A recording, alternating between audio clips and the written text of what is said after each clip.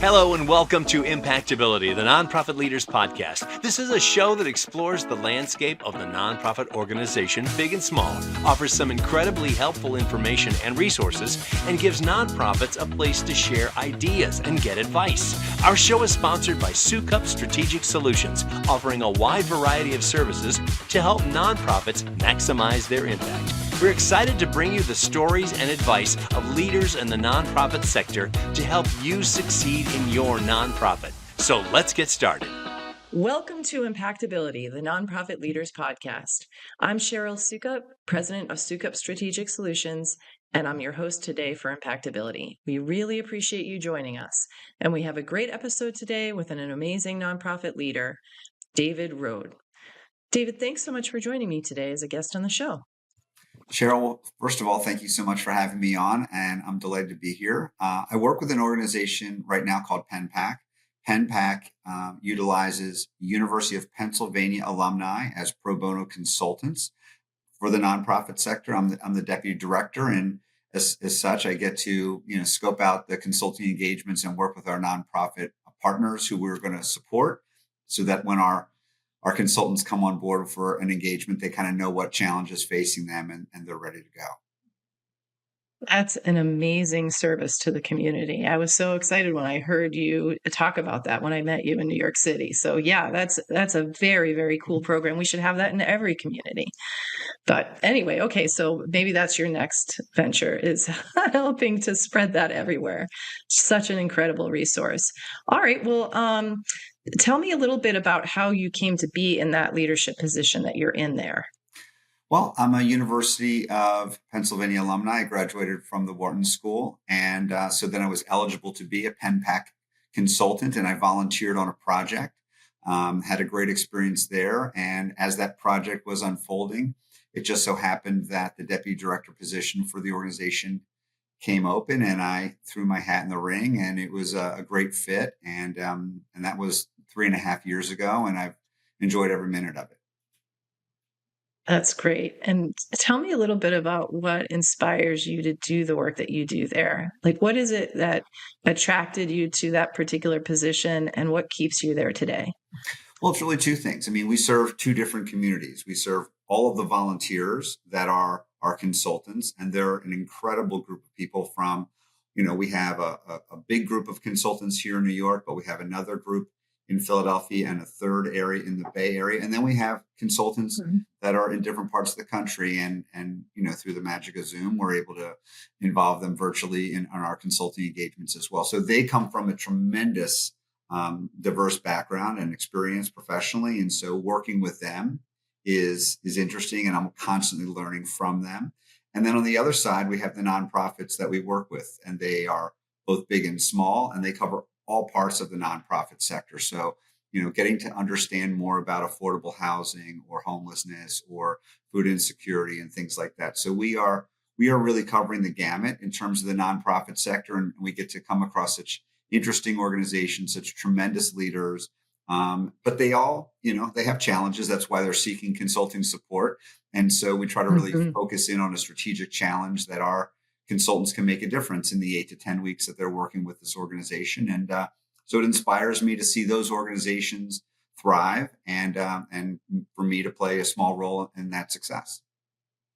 That's amazing. Now, you also worked as a consultant before in the past, right? Like you started your own firm, and you've worked with a lot of nonprofits, right?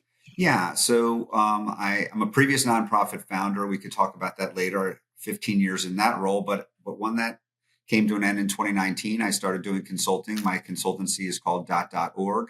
And through that, I do a lot of CEO mentoring and coaching.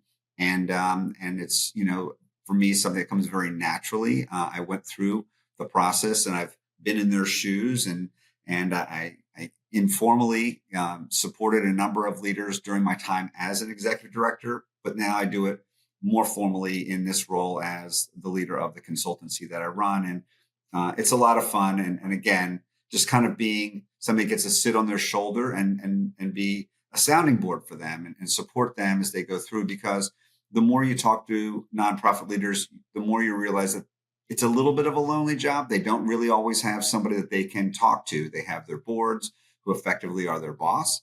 and they have their staff who, report to them. So there's only so many spaces that they can really be vulnerable, and sometimes having a coach to kind of just confide in and me to be able to understand their challenges and then give them direction and guidance feels, it's both fun for me and very rewarding, and they really appreciate it. And so we've developed some wonderful relationships in that regard.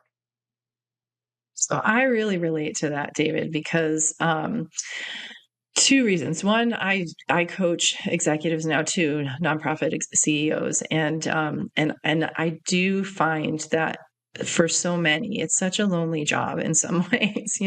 You're surrounded constantly by people, you're leading a whole organization, but there's often nobody safe to share things with who really understands what you're talking about. So always protecting your organization and its reputation, it can be hard to find that confidant. So yeah, I do find that too. And as an executive director, I was in that same circumstance as you were. So I found that to be challenging too. But I was fortunate to have a coach, and that's how I knew the power of coaching. It really helped me a huge amount, and so. Yeah, being able to both provide coaching and benefit from coaching has been amazing. So, but it can be a lonely seat to be in. For sure. And many of these folks are going through these challenges, and they think they're the only ones that are experiencing these things. And, nothing could be further from the truth. Most of the challenges that they're facing are very universal across the sector, across the country, and probably around the globe. And so when they come to understand that, it also takes a little of the burden off of them. They don't feel like they dug themselves a hole that nobody's ever dug before. These are the obstacles executive directors of nonprofit organizations traditionally face. You're facing them. You'll get through them, and here's why, and here's how. And that gives them more confidence and reassurance so they can navigate the challenges that they're facing.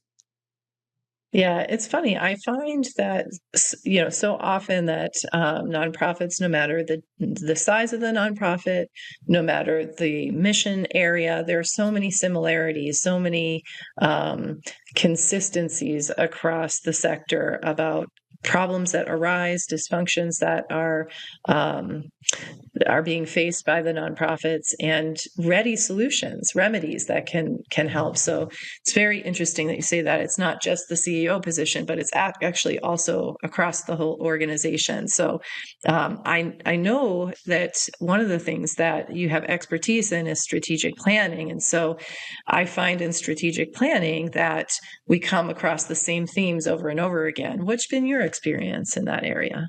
For sure. And taking a step back, these universal challenges in themselves are the underpinnings of the book. I mean, that's, Passion is Enough, a practical guide for nonprofit leaders. Okay, well, we'll talk about the book. Wait, we haven't it lays really those even things delved out. into that yet. Strategic planning is in the first chapter for a reason. So I really appreciate that. I think the challenge people face in strategic planning is this notion of being really disciplined to narrow it down to the very few things that your organization is going to make a big bet on.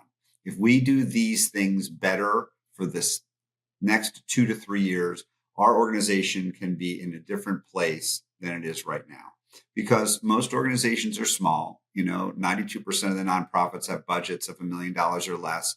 So they have only a few staff and not extensive resources. And so what are they going to put their time and energy against? And so when you go through this process of thinking all the things you could work on, the tendency is to want to not cross any of those things off the list. And it doesn't mean by focusing on A, B, and C that D, E, and F are bad ideas. It just means realistically, we can only do so much. And I think that discipline is one of the key challenges that boards and leaders face collectively, is making those hard calls about where they're going to put their time and their effort. That's one piece. And the second piece is, trying to find the right working group to produce the strategic plan. While the board may have an interest generally in being involved and you want their input into the process and buy-in, you're not going to be able to get a dozen members of your board to meet on a regular basis to kind of produce and do the work to kind of really roll up their sleeves. And so having them be willing to sort of delegate that responsibility to a few members of their board and a few members of the staff is something board members are not always comfortable with. But, one of the ways that we get around that is reassuring them that here's where you're going to have input into the process.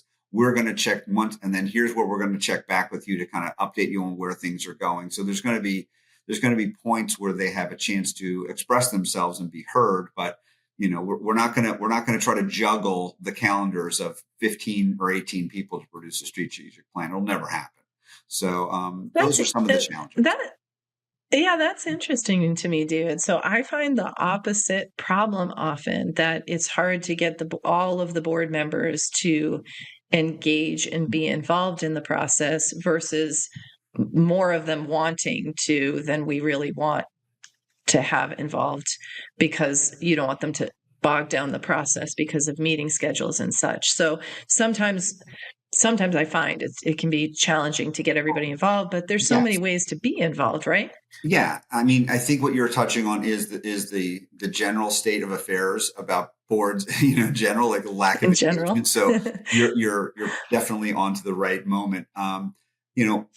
I use a very simple tool, which is a board survey for strategic planning, and it really asks 4 questions. And the intent of it is to populate a SWOT analysis, the organization's strengths, weaknesses, opportunities, and threats.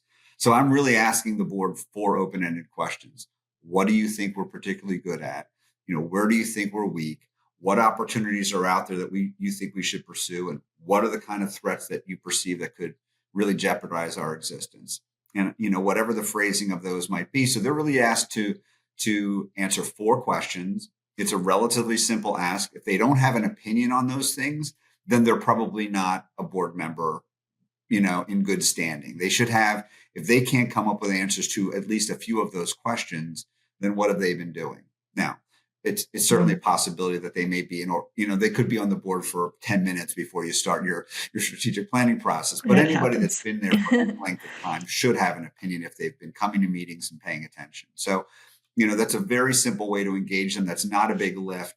But there usually are 1 or 2 board members who are really keen on this as an action item. And those are the ones that kind of are part of that inner circle that are working with staff leadership. And maybe a consultant to kind of move through this process in a fairly expeditious fashion, because you don't want to take 9-12 months to write a strategic plan, because by the time you get to the end of 12 months, your world is going to change from the time you started anyway. So, 3 or 4 months is sufficient time to usually create a strategic plan. David, we are really certainly in a rapidly changing world. Yeah. You're so right. All right. Well, no, I agree with that. If you can get a strategic plan done in a short time frame, maybe 4 or 5 months, somewhere between 3 and 5 months is a great time frame. And I think you were recommending 4 in your book. But I think being able to wrap it up and have the whole process complete quickly, but capturing everything is, it's a challenge. But by giving lots of different opportunities for people to be involved, you can engage everyone in the process, all stakeholders, but also including all of the board members. So speaking of board members, so I know in your book, having read your book, you have something to say about board member engagement. So tell us a little bit about your thoughts there, and what would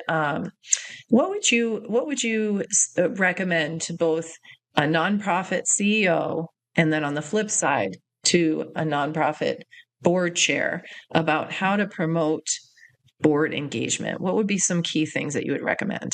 Well, this is as universal a challenge as there is across the sector, right? Absolutely. We can, if you want to give me one problem that most organizations face, it's some version of what you just articulated. So I think the solution ultimately comes back to very clear expectations up front as to what the role of a board member is going to be. This is the amount of time. This is what's going to be expected from a financial perspective, whether there's a give-get or some other financial component, whether it's being on committees or not, whether it's coming to our other events, whatever it is. For each organization, it can look and feel different. But they shouldn't discover those things after they've become a board member. They should know those things Agreed. before they become a Hallelujah. board member. And, and the one that creates the most friction, not surprisingly, is around fundraising. And so, Mm-hmm. where I feel like I learned the most from my own journey is this notion of something that I was uncomfortable discussing as a leader is just discussing money, right? Many of us, whether it's our own personal baggage or whatever gets us to that point, doesn't matter. Mm-hmm. But if we're not willing to have an open and honest conversation with prospective board members about fundraising, if that's part of the role, then we get what, in the reap what you sow category, this is what you get. So I asked a very simple question, like, have you fundraised before? Mm-hmm. Tell me about it. What worked for you? What didn't work? Where did you feel like you needed support? Like, I want to know those things, because who's going to provide that support? I'm going to provide that support most likely. So Right. I want to kind of get a feel for who I'm working with. No, it's my fifth board. I'm on 3 boards right now. I do this, fine. Or other people like, no, this is my first board. Okay. This is my first board. It's not a red flag. Like, you shouldn't bring this person in. It's just maybe this person needs a little bit more education, and I need to really understand that they're going to come in and kind of hit the ground running. So I want to support them as best I can. But lack of board engagement is really, in general, is about expectations. And then specifically within board meetings, I think this is another place where it manifests itself, right? So, an executive director can just going through the agenda and saying this and saying that, and people are kind of sitting there and, as I use the phrase, politely applauding, either really or kind of to themselves, like, great job. And no, you want their involvement. You want their perspective. Yeah. That's why they're there. That's why we've invested the time to come together. So trying to have 1 or 2 topics that are going to be of a strategic nature that you're going to discuss, and you want the board's perspective, is something you need to tell the board members in the lead up to that particular board meeting. We're going to be discussing the budget. Here's the budget in the board packet. I want to bring your attention to this, this, and this. During the meeting, I'm going to ask, your point of view on if you think the investment in this is a good decision, or whatever that big question is that you're going to cover in the meeting.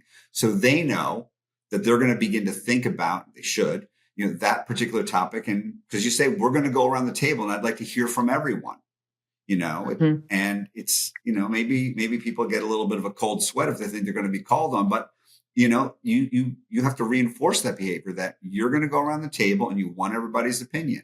And it's also okay that there's a difference of opinion. Some people might be in favor, some people Sure. might be against.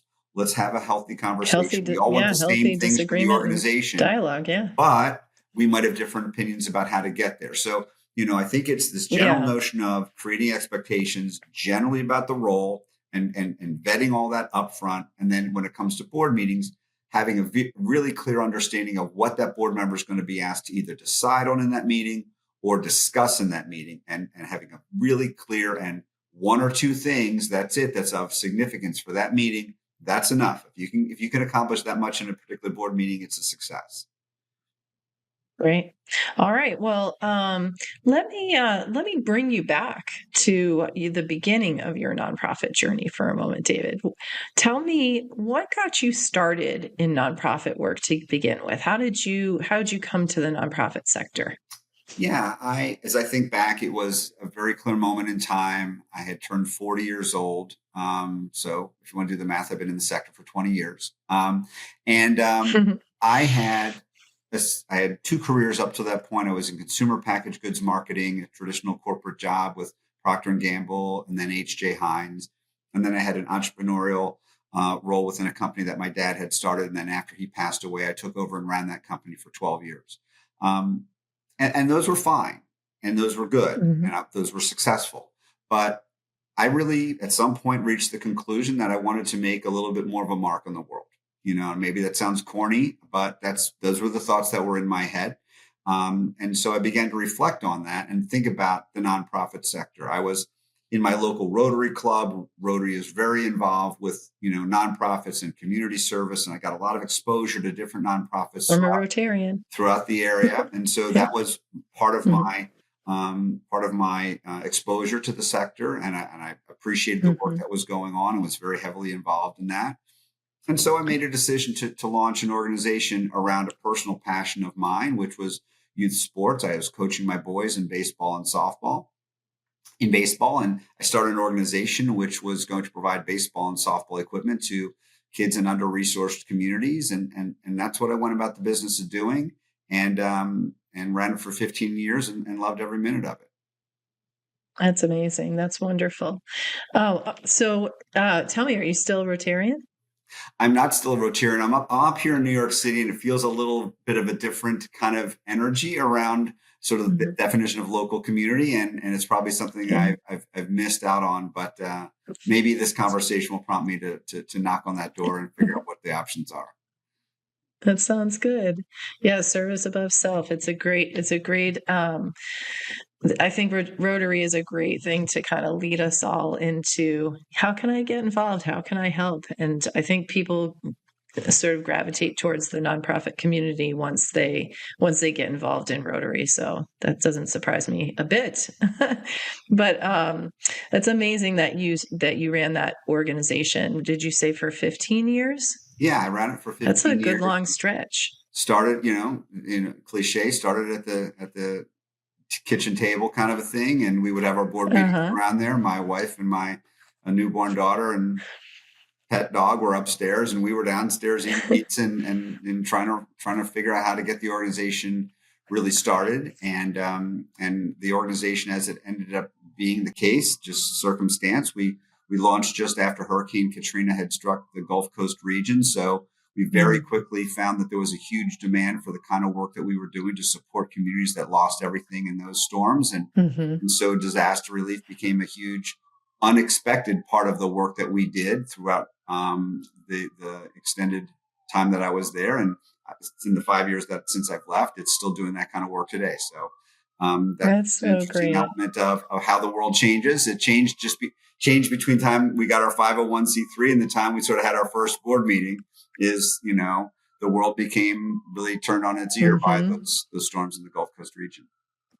Okay, so that's like another real plug for doing a strategic plan in a short period of time, because the world changes so quickly, and sometimes what you thought was reality becomes completely different. All right. Well, then, first, the other thing I want to say, by the way, is I love the nonprofit startup kitchen table stories. How many people have started a nonprofit at their kitchen table, or like spent those early years forming all their plans and dreaming and creating that vision and that mission statement and really thinking about how they were going to change the world at the kitchen table? I think that's so cool. Yeah, and I think it's great that your family was like so supportive. It's very much the case, and we get involved, and if I think back and to those times, we were just so scrappy, and every donation meant so much to us. Because you don't know what you don't know, and you don't know how it's going to really grow and what's going to happen. But we made a lot of great things happen, and got off to a much faster start. But a lot of people helped us get there, and we can talk about that. But we built the organization on the shoulders of all kinds of strategic partnerships that really lifted us up and enabled us to make the impact we did. It's great. It must feel great to leave that legacy, and it's still going today. It's fantastic, David. Yeah. Well, thank you for your work. All right. So now, thinking back to that time, what was one thing, or what is one thing that you wish you had known when you began your work with that nonprofit?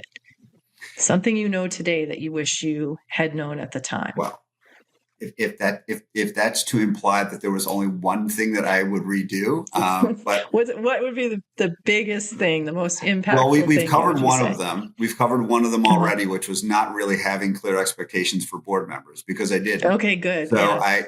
I had the little bit of the friends and family board, and was so appreciative of people being on the board, and didn't really want to lean on them for money or ask them to do too much, and realized not shortly thereafter that I might have made a little mistake in that regard. So there was a little bit of board turnover, and then there was a little bit of board turnover again. And then by the time we got, a few years in, we really got more of the board that represented the organization. So that's one thing.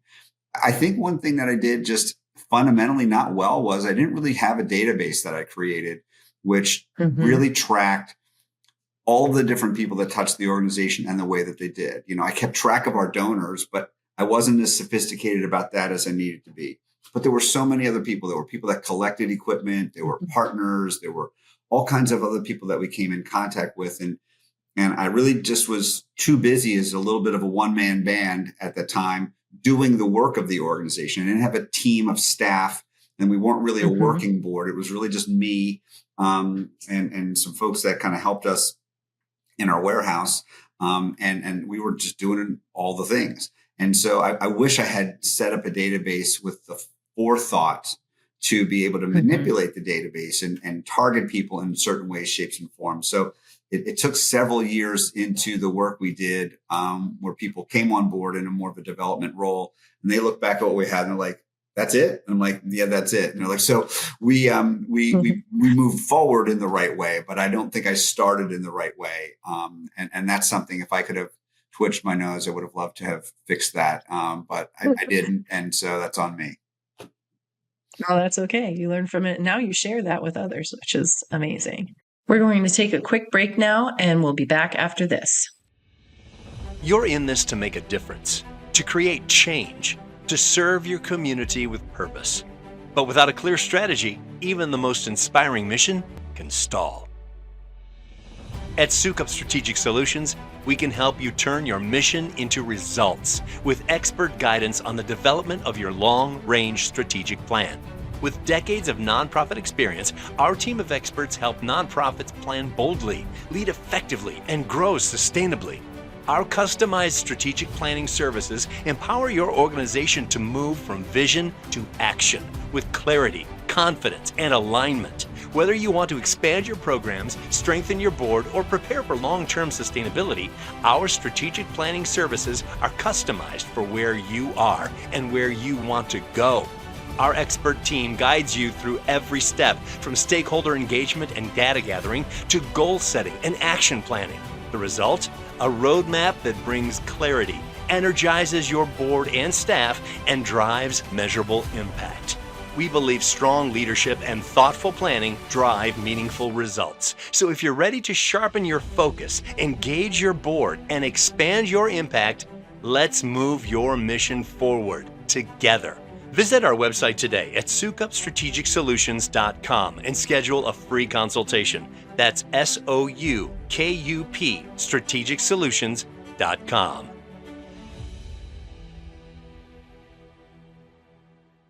Welcome back. I'm speaking with David Rhode, author of Passion Isn't Enough. David, let's continue our conversation. Now you have an opportunity to really maybe brag a little bit. So is there a particular nonprofit success story that you really celebrate, that you feel great about, that you'd like to share? There's a group that we work with at PennPAC called Tools and Tiaras. And it's an amazing woman, Judeline, who runs that. She's a female plumber here in New York City. And the mission of the organization is to sort of train and expose young women to the trades so they would feel comfortable in those kind of work environments. And so they recently taped a show that was just aired nationally, which is just been incredible to see this tiny engine that could have an organization get that kind of attention. But her personality is so magnetic that I think the producers made a great decision. So being able to be a fly on the wall and help them in our consulting project, but then see them over the 2 years since then continue to grow and flourish has been great. And that just came about in the last week or so. So that's fresh in my mind. That's amazing. Congratulations. Yeah. All right. Well, tell me about some of the resources that you think have been really, really good in helping you along the way in your various different nonprofit leadership roles. Well, I mean, I was fortunate when I got started. Before I got started with my own organization, I took a certificate program at the University of Pennsylvania in nonprofit leadership and fundraising. And two of my instructors, Greg Goldman and Doug Bauer, are people that I've stayed in touch with for the last 20 years. And so they became mentors immediately. And then after I launched my organization, they began to put me in touch with some other people. And so I had really established leaders that were so generous with their time to kind of give me some guidance around some of these challenges that I was facing. And so having those people, those coaches, those mentors to talk to, I was fortunate because I had some really great people. And again, like I said, they were generous with their time, and here I was, just stumbling along in the beginning with a very small organization. And it would have been very easy for them to say, well, good luck. And they said good luck, but they also said, and how can I help? And so, being able to pass that along and pay that forward, I think is something that really stuck with me. And I love the opportunity to help other people. It's just like, it's such a gift to be able to help somebody else, such a privilege. And so, they think they're asking a big favor when they reach out for support, but really it's such a gift to be able to see somebody solve a problem, to see their organization do things that it otherwise wouldn't have been able to do, and for you to play a small part in that. I think we're the beneficiaries as much as they are. I agree with that. That really resonates with me a lot, David. Well, that's why we're in the nonprofit sector. That's why you couldn't stay in that corporate environment. Right. All right. Tell me about your biggest failure and what did you learn from it? My biggest failure, I think, was not really appreciating some of our early partners that we had within the organization. I thought that maybe some of these things almost came too easily. And I thought the kind of successes we were having would happen without investing the time and effort that it was going to take. So we were fortunate to have a great partnership for our baseball and softball charity with Little League International. And then they introduced us to several of their partners. And a couple of those early partnerships, I don't think I curated and stewarded those in the way that I should. And I think that was, just a really something I really regret, because I thought, wow, we got to meet them so easily. And here's this, and here's that, and here's this big national partnership. And what I didn't realize is like those things don't happen for fledgling organizations. And so I think I just didn't know how hard that was and didn't really respect that. And so I learned the importance of stewarding relationships and just appreciating them, and then did a much better job of that later in my time. But, there were a few times where I think I just thought, oh, they're there. Of course they're there. No, they're only there because they feel like they're adding so much value, and we have to continually, build and support those relationships. And I didn't know that. And there was a lot of things where a lot of times it comes down to this old expression, you don't know what you don't know. And that's right. How quickly can you learn those things and not repeat your mistakes? Well, and that is why it is such a gift that you have written your book for the nonprofit sector, so that people can learn about all of these things without having to make those mistakes. So yeah, thanks for sharing that. I know it can be hard to talk about failures, but it's like how we learn, right? So, and our failures stay with us. It's that old, you can remember things that didn't go well for your whole life. And, and so like when you make a mistake or you don't do something to your standards, at least for me, that those are the kinds of things where it really gets at you. So, you're so motivated to not make those mistakes again in the future. Yeah, I agree. Well, there's benefit from learning from it. We wouldn't be the same people that we are today if we didn't actually fail and make those mistakes. So I think I read a book maybe by one of the people who was in Hamilton called Failing Up. So I think failure can do a lot of good things for us too. So, all right, moving on. What is the biggest challenge you have with your nonprofit leadership role right now, and how are you going to overcome it? Well, it's a great question. We have at PennPAC, we have these volunteers who donate their time as consultants, but we're not we're an independent 501c3 organization. We're not supported financially by the University of Pennsylvania. So we have to raise money just like every other organization that's out there. And our biggest challenge is really converting our consultants who are volunteering their time to becoming donors as well. And so, we are on a journey and a path to do that. And we have plans in place for that to happen. Some of them have already taken place. We had a very successful fundraising event just about 2 months ago. And but, we still have a long way to go. So we have to continually remind people and educate our our volunteers that this is a need for the organization, and getting them to invest in our capacity is something that's important. So in addition to their time, which is appreciated and very valuable, we also need access to some of their resources so that we can grow the team and help even more nonprofits and support even more alumni who want to become volunteer consultants. For sure. So that's really interesting. So you must have a lot of people within your consulting pool with that expertise, though, of how to fundraise. So are they helping you to we have tackle that problem? We have some, Mhm. but our consultants come from a range of backgrounds professionally, finance and real estate and medicine Yeah. and all kinds of different areas. And of course, there are people that have worked in the nonprofit sector, and of course, there are other staff Sure. members who have nonprofit experience. There's 3 of us on Yeah. the team, but it's a real messaging issue, and it's a constant challenge to Yeah. get that message correct. And I think we're getting better at it, but the proof is Good. always in the pudding. So we'll see how we do. All right. Sounds good. So are you using AI to help you with that We messaging? we use AI from time to time on different things. Mhm. We're mindful that Mhm. we don't always have the best ideas, but and just sometimes taking an email that you've written and seeing what ChatGPT throws back at you, maybe that's positioned a little bit differently. So some of that content can be generated that way, but we have a pretty heavy hand in making sure all the stuff that goes out is authentic to us and our voice.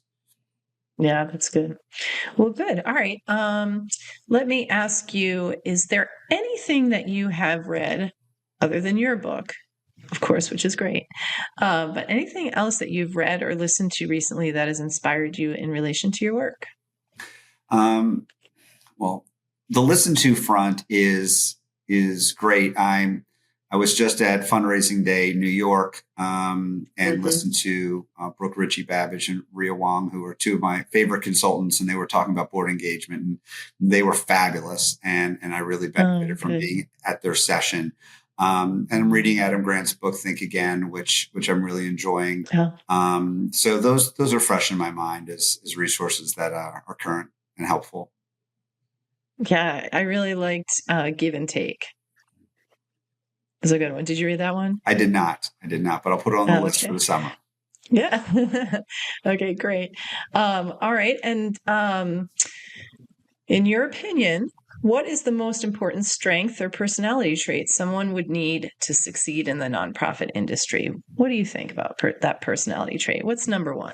Yeah, I think it's for leaders, especially. I think being a creative problem solver is really important. I think they need to be able to understand how to pivot and adjust, because things don't always go as planned. And so maybe the sort of the adjacent character trait to being a creative problem solver is being resilient, because we have setbacks.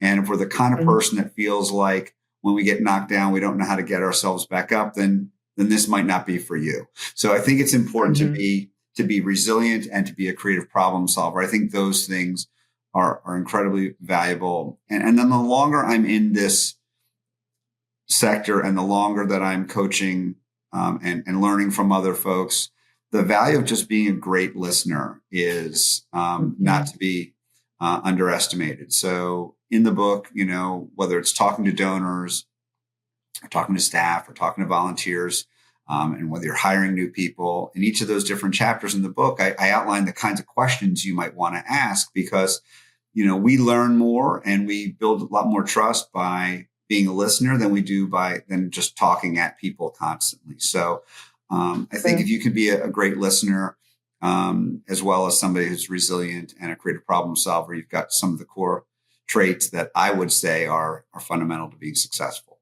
as a leader. I agree with that. And I think as a fundraiser too, talking about nonprofits, so many of them are reliant on fundraising.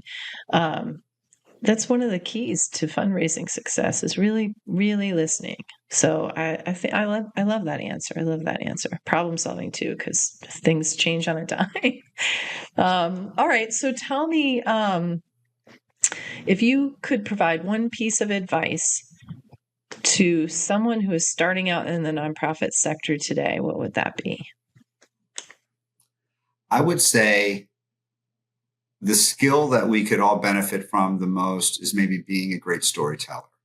And so finding ways to be able to identify and communicate the impact of your work is it sort of just is the underpinning of really everything. If you can dimensionalize that, you're going to have an easier time hiring, an easier time finding board members, an easier time recruiting new donors, an easier time with volunteers and partners, et cetera. So becoming a great storyteller and trying to figure out how to draw these stories out and sort of simplify them and humanize them, I think is great. So many times we focus on the work and statistics and we don't really sort of just simplify the message. And so I think if we can understand our impact and be able to find a really easy way for people to understand the kind of work that we're doing through stories, then I think that we can really make a difference and really help elevate our organizations. And that's not something that's a skill that requires being in the profession for a million years to acquire that, whether you're just starting out or have been around a long time, we can all become better storytellers. So maybe that's a piece of advice I would give.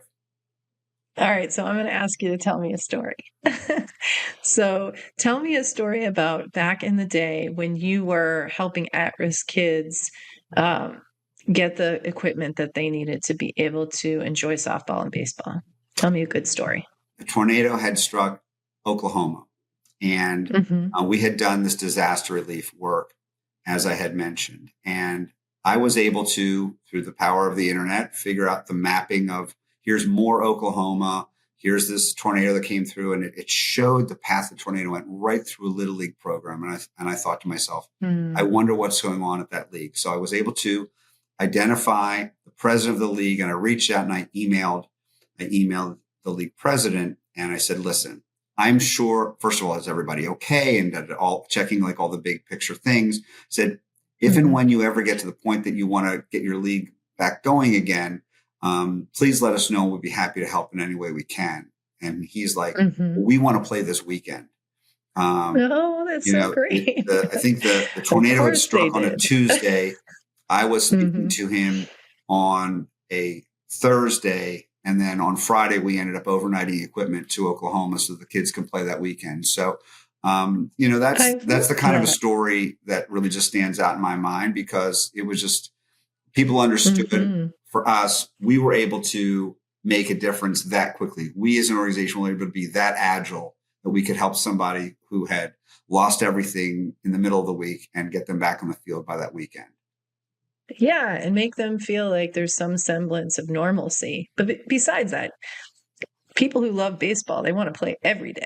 But Cheryl, you just said they don't want to wait until they're back on their feet. They want to play now. My son is a longtime baseball player. He still plays baseball now. He's 25, but he played all growing up and through high school. And yeah, he wants to play. You're 9 years old, and you care about being on the field and playing and being with your friends. Maybe don't understand the significance of the roof that was blown off your house or the fact that your parents may not have the job that they had because of some circumstance, but you do understand that you enjoy playing and that means a lot to you as a kid. So, sometimes it's easy for us to forget those simple things. And that phrase you use, a sense of normalcy, is something that was played back to us hundreds and hundreds of times in the years that we did this type of work. And it really did resonate because we saw it time and again. We knew it was real. Yeah. Well, thank you for your leadership. Really appreciate all that you have done to make the world a better place, and really appreciate that you have made this effort to share all of your knowledge and expertise, or at least some of it, in your book. But there's a lot of great information in your book. So how can people find you online, and how can they get a hold of this great book, Passion Isn't Enough? Right. So Passion Isn't Enough, a practical guide for nonprofit leaders, is available wherever you find your books online. Typically, that's Amazon or Barnes & Noble for folks. So if they look up the title and my name, David Rhode, Rhode, they should have no trouble finding the book. Likewise, people can find me on LinkedIn, or they can go to my website, which is .org.com. And there's plenty of ways to contact me through the website. So I look forward to people reaching out. I love when people read the book and then let me know kind of what aspect of the book really touched them and made a difference for them. So it's a dialogue, and I look forward to that. I'm going to be zooming into a board meeting just next week with a group that bought the book for their entire board of directors. And I love doing those kinds of things. So for nonprofit leaders that are out there, that offer still stands. If you buy the book for your board, I'm happy to come to a board meeting and answer any questions that you or your board might have. That's great. All right. So for everybody that wants to buy his book, one really cool thing that I liked about it is that it's a compilation of nuggets of goodness from all of these different, many different experts in the nonprofit sector. So one thing that I think is a really important, a really important trait for nonprofit leaders to have is a collaborative spirit. And you certainly have a collaborative spirit. You got all of these people involved in developing this book, and I just want to applaud you for that collaboration. Well, I appreciate that. I talked to 22 different nonprofit CEOs and subject matter experts in the course of researching and writing the book. And the thing that I love the most about it is how willing and generous they were with their time, because they wanted to help current and future nonprofit leaders. So they, it was a personal favor that they spent time with me, but they really got the greater good of the book and the bigger vision for the book. And they made a huge difference. And don't you just find that nonprofit leaders just have that spirit, that giving spirit of philanthropy? Well, we've been there. We remember where we came from. We know that we may have struggled earlier in our journey as a leader. And so it's not difficult for us to imagine others having some of those challenges, and wanting to lift somebody else up is, like I said, it's a privilege, and it's an opportunity that the folks that I talked to jumped on immediately. That's wonderful.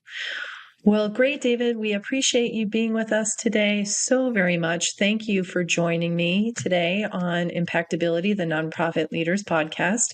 And I wish you much success with your next endeavor. Is there going to be another book?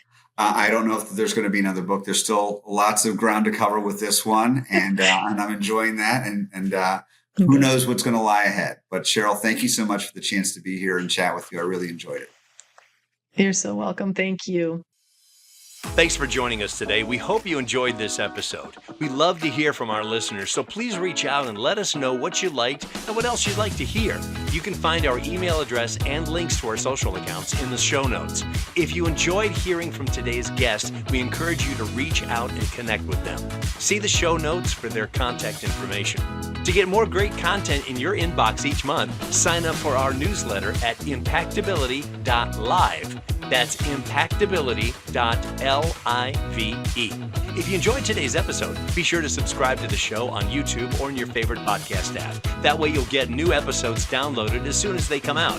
Finally, we'd be grateful if you would give us a positive review or a rating so that your peers in the nonprofit industry can find us as well. From all of us at Impactability, thanks for listening, and thank you for all you do to make the world a better place through your nonprofit.